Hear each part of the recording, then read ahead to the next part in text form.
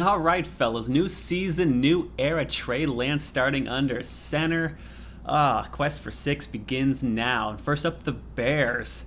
All right, always got to respect your opponent every week, but as long as you keep playing your game, it's gonna be a W. We're leaving Chicago 1-0. I mean, what could go wrong? We can't blame this one on the weather, can we? I did not think so. Oh boy. Start off 0-1. Not what we wanted to see, I'm sure, but we gotta deal with what we gotta deal with. That being said, just break down the game here. First off, we'll start off with Trey Lance since it's now his era. Kid did okay. Think there's room for improvement, of course, with him being so green and him having to lead the offense now for the first time in a major capacity. 13 out of 24 completions, 164 yards, no touchdowns, one interception. The interception was probably his only bad play. That being said, Chicago defender read it really well. Easy pickings.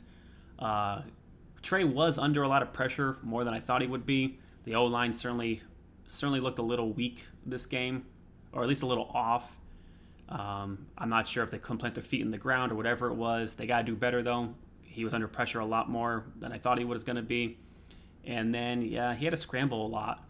Definitely made some yardage out of those scrambles, but certainly didn't need to have that happen. Overall, though, Trey held up his end of the bargain as best he could. Even did some decent rushing, like was mentioned before, even with and not just with the scrambles, but with design plays. He'll get there. Just got to give it time.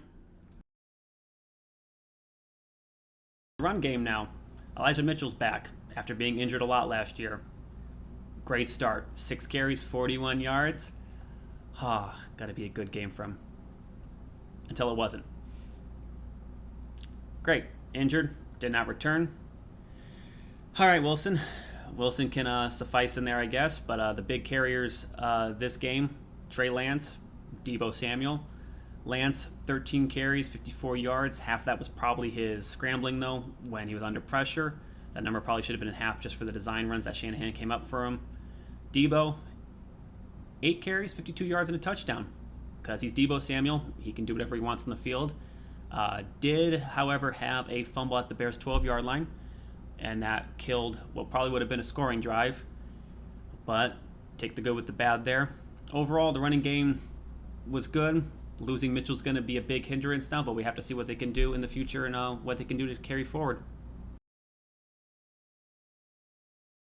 So where the run game excelled, the passing game fell a little flat. 164 yards through the air.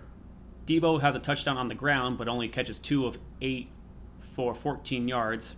Ayuk has a good game, 2 of 2, 40. Jennings as well, 4 of 6 for 62. Each one of them respectively had a pretty deep ball for some big yardage there. Would have been nice to have seen a touchdown of any kind in the passing game. Certainly going to have to come away. Trey's going to have to get a little more comfortable there. O-line, once again, needed to give him more time to get some passes done. Is what it is, though. I think they can certainly improve on that in the future here, and they're going to have to, obviously. But overall, it was an okay start, and hey, just got to keep working at it. So where the offense was consistently mediocre throughout the game, the defense was a tale of two halves. First half looked pretty good. Got to Fields, put pressure on, allowed no points. It was pretty good. And the second half, the 49ers got replaced with the 49ers on defense. 2 horribly blown plays of coverage resulted in 2 Bears touchdowns.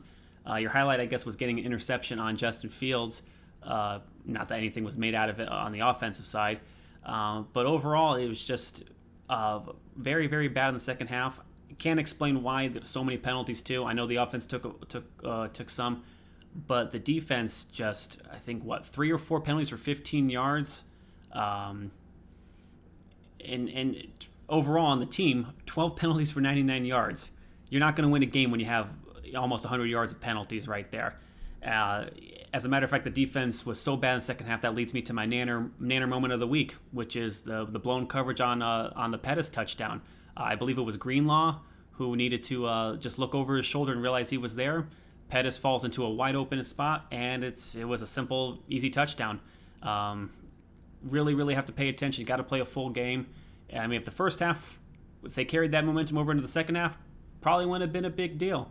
But they just fell apart, and it's going to have to be something that they're going to need to really, really improve on next week. Well, we can wrap it up with how the rest of the NFC West did. The Rams got hammered by the Bills. Thank you, Bills. Cardinals got beat up on by the Chiefs. Thank you, Chiefs. And the Seahawks beat the Broncos. The Russell Wilson-less Seahawks beat Russell Wilson. Expected to be the worst team in the division. And they're probably going to win the division. Watch. It's the football gods are going to have fun laughing at the rest of the NFC West for this.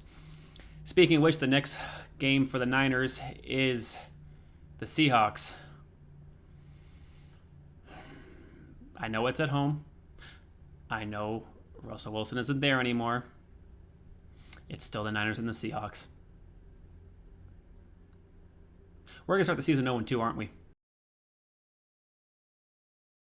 Okay, so we lost to the Bears.